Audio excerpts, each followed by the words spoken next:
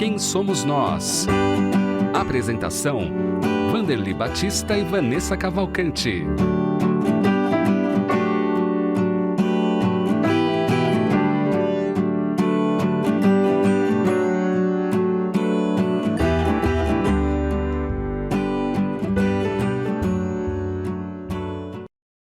Olá, seja muito bem-vindo e muito bem-vinda ao programa Quem Somos Nós, que é transmitido pela Rede Boa Nova de Rádio, pela TV Mundo Maior, emissoras da FEAL, Fundação Espírita André Luiz.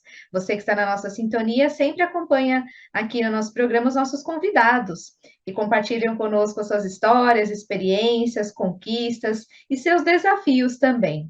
Na apresentação, eu, Vanessa Cavalcante, junto com a senhora Vanderly Batista. Tudo bem com a senhora? Tudo bem, Vanessa? Sempre um prazer renovado nós estarmos juntas, apresentando quem somos nós, conversando com nossos convidados que trazem as suas experiências e tantas coisas boas que vão nos enriquecendo também o conhecimento e nos dando exemplos de como agir, do que nós podemos fazer no nosso dia a dia. Mais uma vez, Vanessa, você vai apresentar o nosso convidado dessa semana. Com certeza. O tema de hoje é a sustentabilidade e o espiritismo. Ele está aqui no nosso programa Já Conectado, ele é diretor de doutrina da USE São Paulo, presidente da USE Regional de Campinas, coordenador da Liga de Pesquisadores do Espiritismo, palestrante e articulista espírita, colaborador no Centro Espírita Allan Kardec em Campinas. Profissionalmente, é professor universitário na Unicamp. Marco Milani, seja muito bem-vindo, tudo bom? Olá, Vanessa, grande alegria de estar aqui. Quero deixar aqui meus cumprimentos também para a Vanderly, né, para todos os amigos que estejam nos assistindo agora. Para nós também, Marcos, é muito bom, muito gratificante estar conversando com você. A gente sempre começa a nossa conversa com uma pergunta assim bem basiquinha. Como que você conheceu o Espiritismo? Conta um pouquinho da sua história, você que tem esse currículo aí tão rico, com tantas atividades, como que foi o começo de tudo isso e como tem sido essa caminhada? Tá bom. Bom, foi uma história meio curiosa, né? Eu comecei acompanhando um amigo meu que vivenciou um fenômeno mediúnico, ele não sabia o que era, né? E era muito amigo meu e me convidou para acompanhá-lo até um centro espírita, que ele havia tido a indicação para procurar uma casa espírita para entender um pouco melhor. E ele me convidou e eu fui. Eu também não conhecia absolutamente nada de espiritismo. E interessante que nesse dia, né, nós fomos até no caso era a Federação Espírita do Estado de São Paulo, nós adentramos no ambiente, né?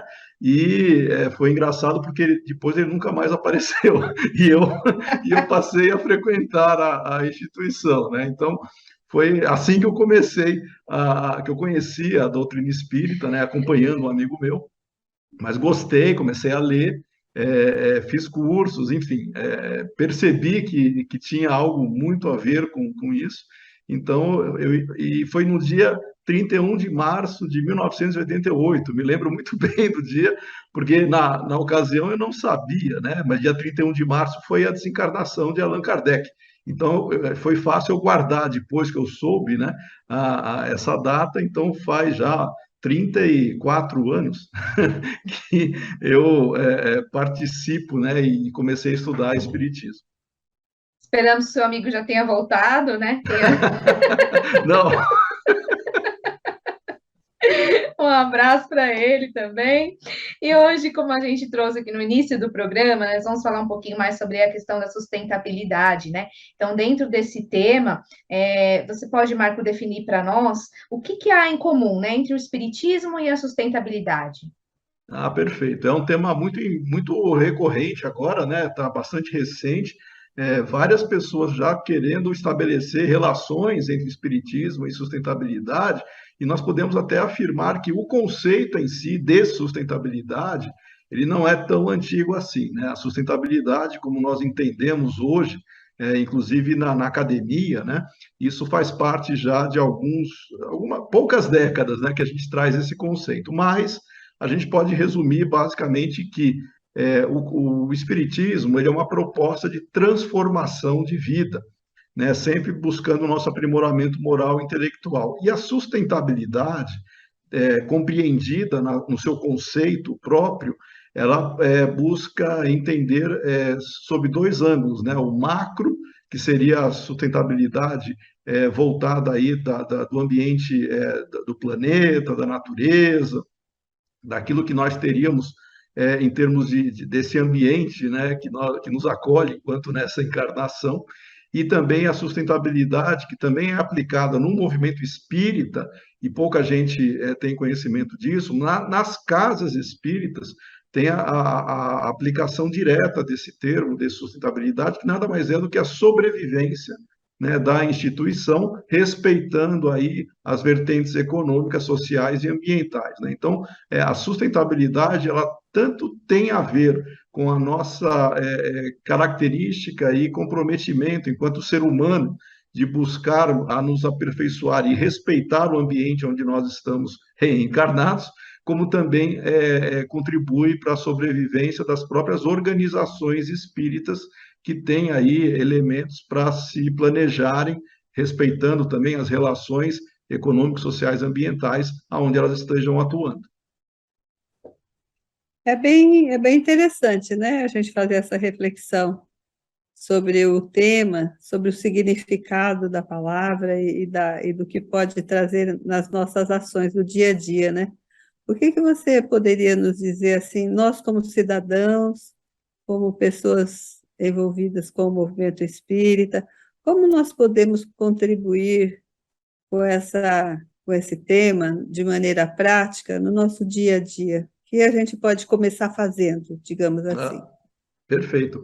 O primeiro ponto, né, é nós entendermos aonde nós estamos, né, o que a gente está contribuindo para a melhoria, primeiro de nós, em termos desse aperfeiçoamento moral e intelectual, e o reflexo que a gente faz nos grupos que nós participamos, seja com os amigos, no trabalho, na casa espírita, né, aonde nos encontrarmos, na sociedade em geral, nós temos a oportunidade de atuarmos para melhorar o que nós temos. Então, a sustentabilidade, ela entra nesse caminho quando nós compreendemos que são relações que nós estamos criando, que nós estamos fortalecendo, e nós tornamos essas relações mais saudáveis quando nós nos harmonizamos uns com os outros, respeitando todas as características que nos fazem ser seres humanos melhores, né? Então, quando a gente está buscando um aprimoramento das relações sociais com as pessoas, não são somente aquelas que estão mais próximas de nós, né? Principalmente em casa e com os amigos, mas é o respeito que nós temos por todos aqueles a quem nós não conhecemos, mas que nós gostaríamos que eles também tivessem uma experiência feliz, agradável, nesse ambiente compartilhado aonde nós estamos habitando, a cidade, por exemplo, né? Então, a gente não precisa ficar muito preocupado em, para eu ser sustentável, eu tenho que fazer alguma coisa para melhorar a situação do país tal, né? Tem muita gente que gosta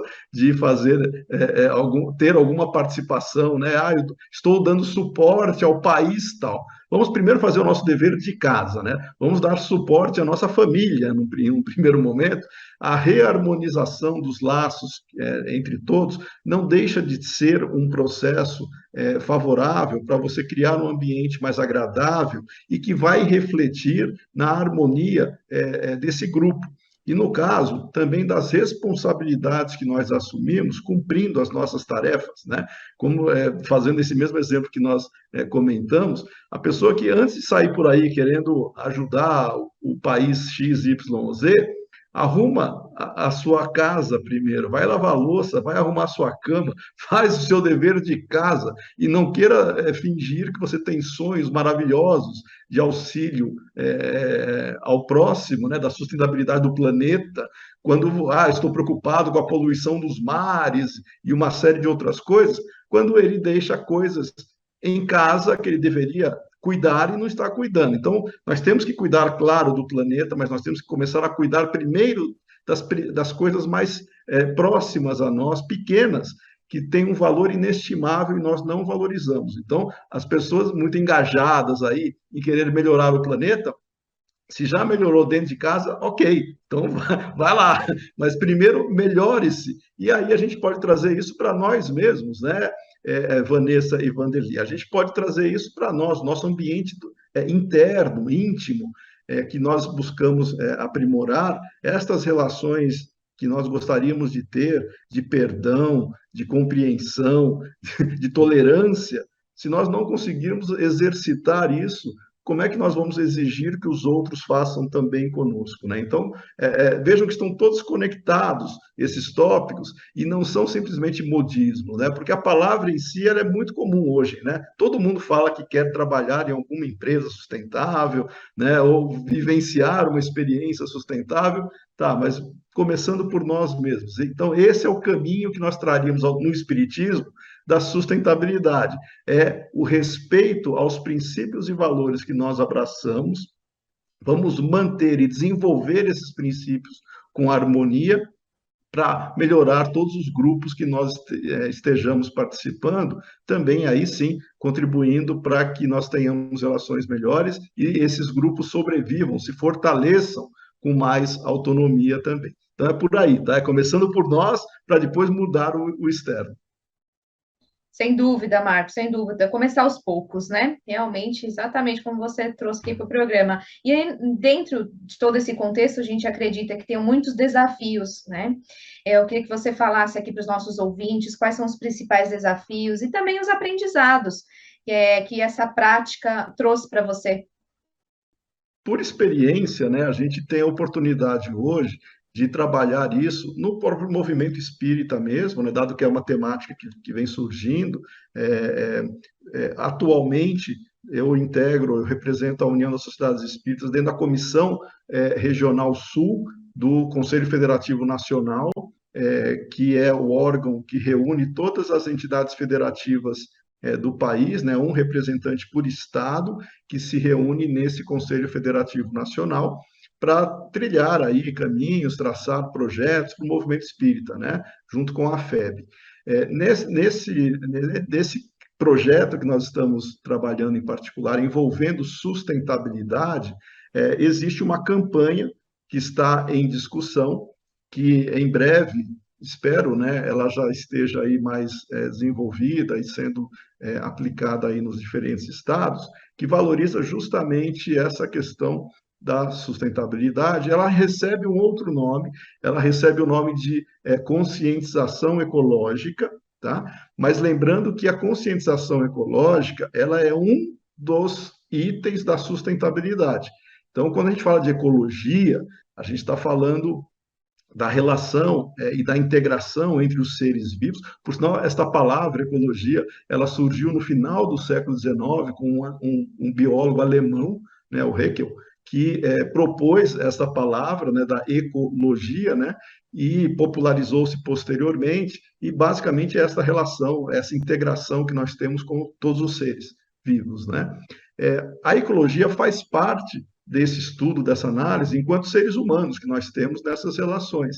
Mas aí a gente vai trazer para a sustentabilidade como um todo, e eu vou até citar um caso bem interessante, vocês devem conhecer a ONU, a Organização das Nações Unidas, ela tem grupos, né, de estudos, de trabalho, e a palavra desenvolvimento sustentável surgiu justamente no final da década de 80, foi em 1987, para ser mais exato, num relatório que foi feito, o famoso relatório de Brundtland, aonde se cunhou o termo que desenvolvimento sustentável é aquele que nos propicia ter um consumo adequado de recursos sem prejudicar as gerações futuras, né? Então, a partir daí, começou-se a ter essa conscientização e essa palavra se popularizou e profissionalmente eu pesquiso, inclusive, né, algumas linhas envolvendo a questão da sustentabilidade. Então, eu estou atuando hoje, né, nesses dois lados, tanto no movimento espírita,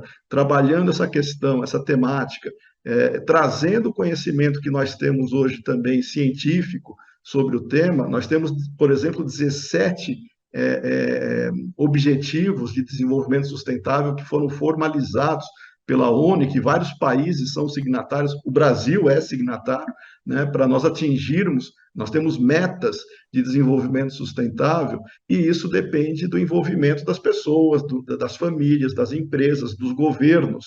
E aí vem o espiritismo, não que isso seja uma pauta espírita por si só, mas a conscientização enquanto seres humanos, enquanto cidadãos que nós temos, nós podemos contribuir para esses 17 objetivos que vão desde acabar com a pobreza, com a fome, para termos uma preservação ambiental, enfim, para termos relações econômicas, sociais mais adequadas. Então, por isso que nós estamos vinculados, né, nessa proposta, e a Casa Espírita, com certeza, ela pode participar disso, estimulando o seu frequentador a tomar mais ciência, tomar mais contato com o seu papel nesse processo de harmonização. É muito interessante tudo isso que você fala, porque a gente vê que existe um interesse de se melhorar, né? E quando você fala do macro, tem que falar mesmo do individual. É muito bom isso, porque a gente às vezes fala assim, você ouve, eu já vi muitas pessoas falando, olha, eu quero ajudar o meu próximo, eu quero ser útil ao meu próximo, mas aí você vê a casa da pessoa, não tem a mínima condição de habitabilidade, né? Habitabilidade. Então, é assim, essa conscientização que a gente tem visto assim pela mídia, pelas casas espíritas, pelos estudos científicos, isso tá ajudando a amadurecer essas ideias devagarinho, infelizmente, a gente demora um pouco, né, para fazer, mas é muito importante tudo isso que você fala, começar com a gente, o que eu posso fazer, o que eu posso fazer no meu ambiente, o que eu posso fazer com os meus pensamentos, com as minhas palavras, porque às vezes a gente, assim, as pessoas se espelham no nosso comportamento diário. Nós não estamos nem percebendo, mas as pessoas estão nos observando. Principalmente quem leva o título de espírita, tem um compromisso até maior, eu acredito, de comportamento na sociedade, né? Por tudo que a gente já aprendeu, que é pouco ainda, é um começo, mas já é suficiente para a nossa mudança, né? É muito interessante. Nós tivemos também no Quem Somos Nós, a Júlia Nezui, ela falou também sobre o tema, indicou você também para vir, e a gente gostaria que você falasse um pouquinho mais desse projeto, assim, como que está acontecendo na prática, assim, nas casas espíritas, o que a gente poderia pensar em realizar a princípio? Tá. Na verdade, nós temos algumas abordagens, né? Não é uma coisa simples, ela é relativamente complexa, né? Mas o importante é a pessoa ter algo em que focar. Ela precisa escolher, não precisa ser os 17 objetivos que nós temos, né, já definidos para serem atingidos, mas ela pode buscar atuar dentro da sua vivência no estabelecimento de uma melhor relação dela com os ambientes onde ela frequentar, mas principalmente zelando por aquilo que a doutrina espírita tem de mais relevante, que é a fé raciocinada, né? Não se deixar levar por modismos ou por crenças ou por alguma ideia ou ideologia que a pessoa abraçar, sem refletir direito no que ela esteja fazendo. Então, a sustentabilidade, ela começa na compreensão do que é ser sustentável, do que vem ser esse conceito. E nada mais é do que você atrelar isso a uma sobrevivência, né? Ou seja, você olhar para o longo prazo, mas como você quer estar no longo prazo? Você quer estar bem, assim como as empresas, assim como os governos, assim como qualquer organização, quer se visualizar, quer se ver lá no longo prazo, forte, firme, saudável. E é assim que nós deveríamos ser enquanto aplicação desse conceito. Não é modismo, ele é algo prático para projeto de vida. Eu sei que muita gente tem uma visão mais popular do termo sustentabilidade, associando muito a questão do desperdício. Então, a pessoa acha que ser sustentável é você trocar o copinho de plástico por copinho de vidro, é você apagar a luz, é você, enfim, trabalhar com pequenas coisas que elas são até interessantes para você colocar o hábito de você não desperdiçar recursos. Mas não é isso que caracteriza a sustentabilidade. Sustentabilidade é uma reunião de condições, de elementos que fazem com que algo seja projetado no futuro com uma maneira mais consistente e forte, no caso de organizações. A casa espírita, para ela ser considerada uma casa espírita sustentável, ela tem que trazer, primeiro, o seu objeto de atuação, que é o espiritismo. Kardec se preocupava muito, e ele coloca isso lá no seu projeto de 1868, o futuro do espiritismo depende da unidade doutrinária. Então, não pode ter variações doutrinárias, daí você está criando qualquer coisa menos espiritismo. Então, para a casa espírita ser sustentável, ela tem que ter como baliza a coerência doutrinária, num primeiro momento, ou seja, ela tem que preservar, ela tem que zelar pela coerência doutrinária, aquilo que faz com que nós tenhamos identidade espírita, e a partir daí entender que todo o processo de ajuda e de transformação do ser humano, ele vai se servir da doutrina espírita para agir para si mesmo e para o próximo. Então, não é algo impositivo, que é a diferença do espiritismo para outras denominações, não é nenhuma crítica, é só uma questão de característica. Nós preservamos o que? A liberdade de consciência. Então, ninguém vai dizer para o outro o que deve fazer, como deve fazer, é proibido fazer aquilo. Não existe isso no espiritismo. O que nós fazemos é um processo de conscientização, respeitando a liberdade, para que a pessoa tenha consciência de que ela pode contribuir para ter efetivamente um ambiente mais agradável, no caso da casa espírita, que ela consiga gerar para as pessoas um processo de transformação ou de oferecer informações doutrinárias, para que ela se conscientize do papel dela enquanto ser humano, enquanto agente transformador da humanidade, sem incutir na pessoa algo direcionado, né, por medo ou por algum tipo de imposição. Nós não fazemos isso. Então, é responsabilidade de cada um mudar. Então, não é a casa espírita que vai obrigar alguém a mudar. A casa espírita vai oferecer condições para a pessoa se encontrar e ter a liberdade e a responsabilidade de agir em prol de si mesma e do próximo. No caso das vertentes da sustentabilidade econômica, social e ambiental, a casa espírita ela tem que ter trabalhadores ali engajados em preservar a doutrina espírita e a sobrevivência da casa. É isso que a sustentabilidade da casa espírita ela deve fazer.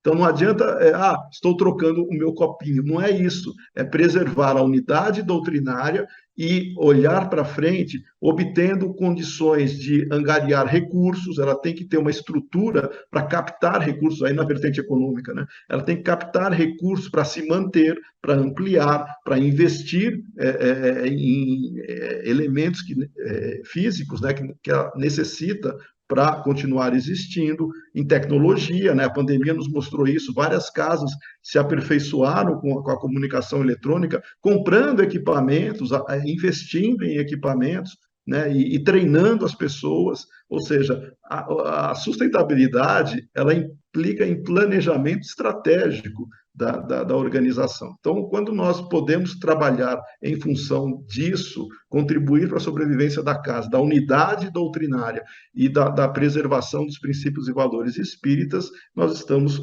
atuando bem. Claro que outras vertentes, elas também ajudam aí para nos ajudar, para nos favorecer o relacionamento com outros grupos. Não precisa ser um grupo espírita para nós nos darmos bem, né? Para nós ajudarmos. Qualquer grupo nós temos como cidadãos condições de ajudar, mas a casa espírita, o papel dela, para ela ser sustentável, ela tem que sobreviver com recursos, com capacidade e treinamento de pessoas ali capazes de fazer bem o que ela deveria fazer, que é divulgar a doutrina espírita na sua essência, na sua pureza, transformando o ser humano. Pois não, Vanessa? É porque a gente não tem mais tempo. Tá tão legal, mas... Muito bom. Vanessa, deixa eu só perguntar para ele, onde nós podemos encontrar esses 17 pontos da ONU, esses 17 objetivos sobre o desenvolvimento? Mas esse é muito fácil, se puser no Google 17 objetivos do desenvolvimento sustentável, vai aparecer, porque é amplamente divulgado. Tá? O Brasil, por ser signatário, tem material em português, tem várias empresas que são engajadas, tem centros espíritas engajados em alguns dos objetivos, mas eu recomendo a todos que conheçam quais são os 17 objetivos de desenvolvimento sustentável que nós poderemos contribuir de alguma maneira para ajudarmos nisso. Muito obrigada por você ter participado aqui do nosso programa. Parabéns pelo seu trabalho. Sucesso para você, Marco. Obrigado, Vanessa. Obrigada a toda a nossa equipe da produção, da técnica. E você continua na sintonia da Rede Boa Nova de Rádio, da TV Mundo Maior. Até o próximo programa, Sra. Vanderly. Até o próximo. Muito obrigada, Marcos, pelas informações tão valiosas e continue assim. Muito obrigada, um grande abraço.